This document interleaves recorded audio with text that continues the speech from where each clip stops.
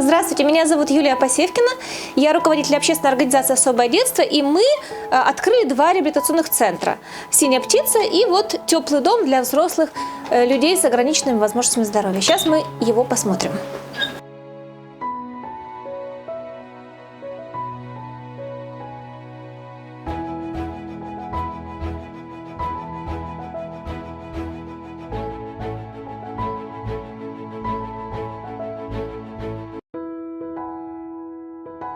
Многих, конечно, не устраивало, реабилитационный центр «Надежда» не устраивал по той причине, что они занимались с более легкими детьми.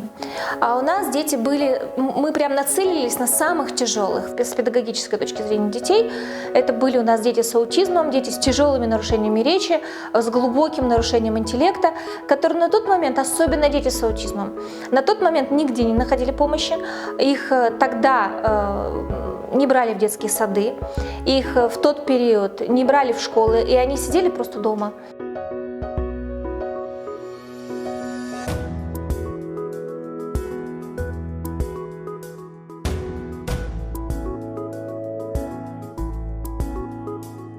Но он был в убитом состоянии. Мы вложили еще, наверное, порядка 400, наверное, тысяч, может быть, 500 тысяч, я уже не помню, рублей. Собрали деньги всем миром, так сказать. Нашлось много предпринимателей, которые вкладывались деньгами и работами. Там мы стали работать еще лучше в плане того, что у нас появились отдельные кабинеты. У нас все практически занятия с детьми индивидуальные.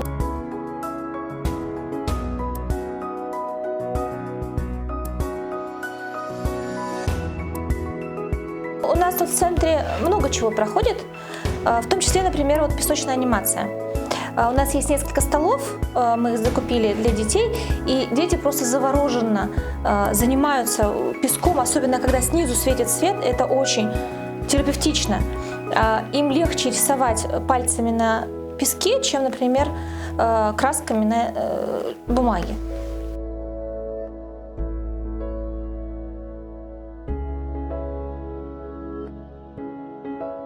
В теплом доме у нас занимаются люди, молодые люди и подростки с ограниченными возможностями, и они учатся самостоятельно жить. То есть с педагогами сопровождения они учатся самостоятельности, себе готовить, делать уборку, ходить в магазин, считать семейный бюджет, там общаться друг с другом, взаимодействовать, вот, там, допустим, конфликтовать правильным образом.